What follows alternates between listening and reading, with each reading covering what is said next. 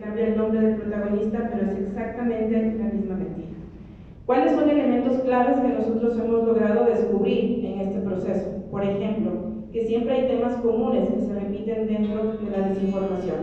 El primero de ellos es, por ejemplo, el uso de los migrantes como un elemento al que hay que tenerle miedo, hay que tenerle rabia.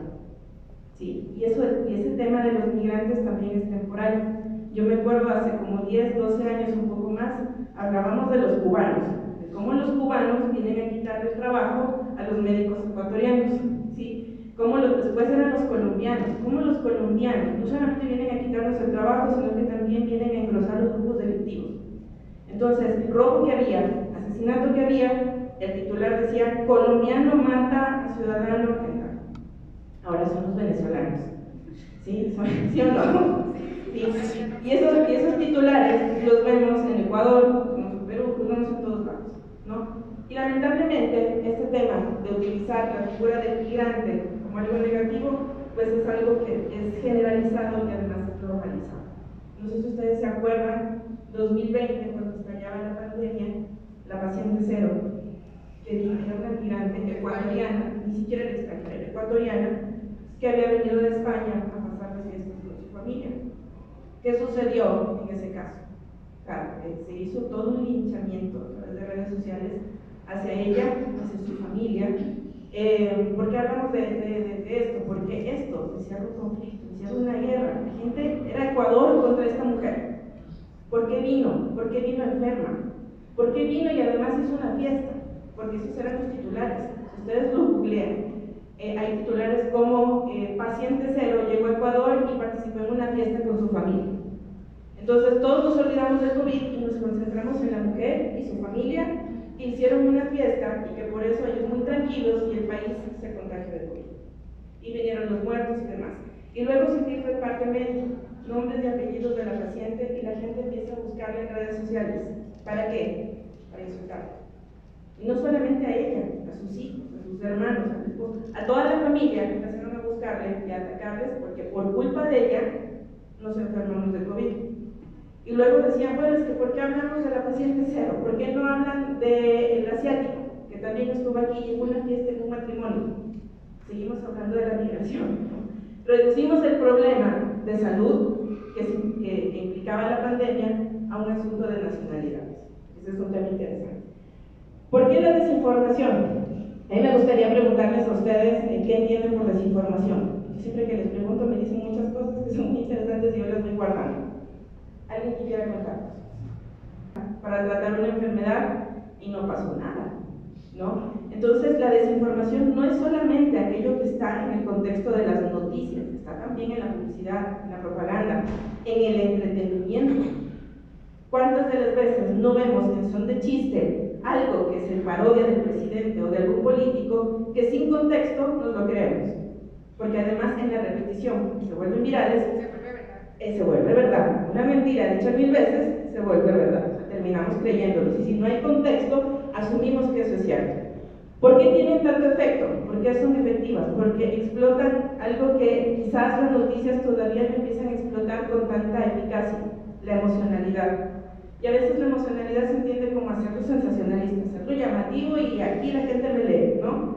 Pero en el tema de la información falsa, pues explotamos mucho las emociones, aquello que le da miedo a la gente, aquello que le da rabia. O sea, claro que nos da rabia si nos dicen que viene una persona de otro país y que te va a quitar tu trabajo, que a ella le van a dar bono y a ti no te van a dar bono, que ellos cometen delitos y quedan impunes y en tu país no. Entonces eso provoca emociones y muy fuertes. ¿Y eso qué es lo que nos lleva a desarrollar como audiencia? Segregación, discriminación y por supuesto también olas de violencia. Otro caso que recuerdo en este contexto es el femicidio que se produjo en Ibarra, no sé si se acuerdan ustedes, 2019. Ciudadano venezolano mata a una mujer embarazada en la calle. ¿Qué pasó después de eso? Empezó una cacería de venezolanos en Ibarra. O sea, la gente relacionó migrante con delincuente, migrante con terrorista, migrante con asesino.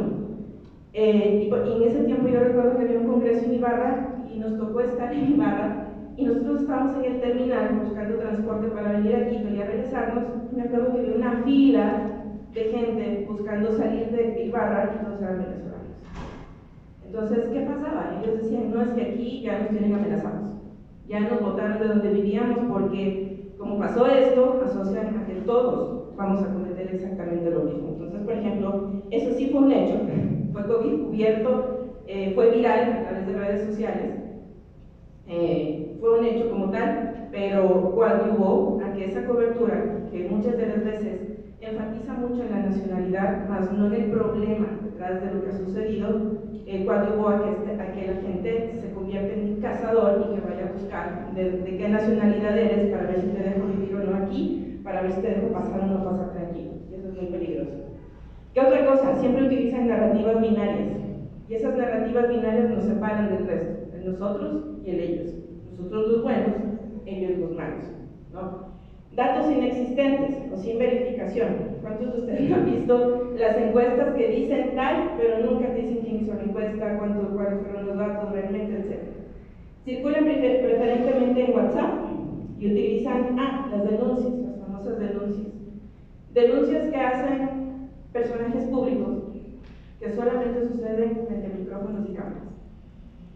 Siempre hay un líder político, no solamente político, les pongo solamente este caso, cuando lo hemos visto un líder político que hace un descubrimiento, entre comillas, que quiere hacer esa denuncia, pero llama a los medios de comunicación y nunca la sienta a través de los medios formales.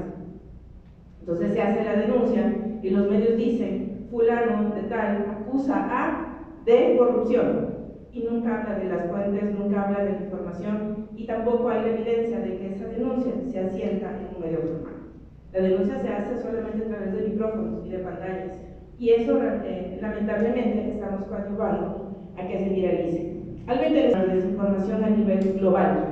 Campañas de políticos que son supuestamente financiadas por el narcotráfico, pero de lo que no hay una evidencia clara que muestre que realmente ha sucedido así.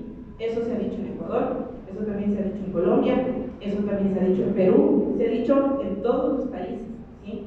En España también se habla de izquierda financiada por el narcotráfico, pretende llegar nuevamente a la presidencia. Entonces, esas famosas denuncias de las que no hay evidencia, ¿no?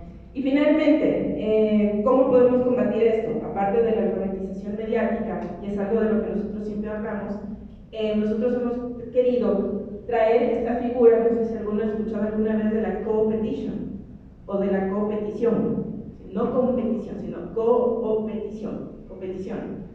Es una mezcla que en el ámbito administrativo utiliza términos como competir, pero cooperar, es decir, cooperar entre competidores. En el tema de investigación de desinformación, nosotros estamos, por ejemplo, trabajando con casos que vienen de Argentina, con casos que vienen de otros países, y ellos hablan de la necesidad de que medios de comunicación que siempre están en competencia, ¿no? ¿Quién tiene la primicia? ¿Quién lo informa primero? ¿Quién suelta la bomba informativa? Dejen un poco en un segundo plano esa competencia y se dediquen a colaborar entre ellos. ¿Por qué? Porque es interesante empezar a señalar quiénes son los causantes de la desinformación. Y eso lo pueden hacer los medios de comunicación. No solamente desmentir un bulo, no solamente desmentir un rumor, sino decir que este es el que te está mintiendo. Entonces, ¿qué implica eso? Dejar de lado un poco la competencia por la primicia, por informar de un hecho y que nadie más lo tenga, sino empezar a colaborar con esas herramientas que tiene el periodismo, con la trayectoria que tienen los medios de comunicación, y utilizar eso a favor del servicio a la gente. Porque la verdad eso es lo que está faltando. Quizás yo creo como una crítica hacia quien también fue parte de los medios de comunicación, decir, bueno, antes de informarlo primero hay que decir cómo está siendo informado, ¿sí? Y en ese sentido hablar de esta competition, de la colaboración entre competidores que dejan de ser competidores un momento y se convierten en colaboradores por un bien superior, que es ayudarle a la comunidad a entender un tema de una forma adecuada. Eso nada más, pero no haber omitido nada de lo que quería pensar. Para hacer, Verónica, mil gracias por todo tu trabajo, Catalina, también Claudia, Francisco, nuestro querido Pancho y José Manuel JM, por sus aportes en este panel, taller que hemos finalmente realizado acá. Los esperamos en la tarde a un trabajo muy importante que se va a realizar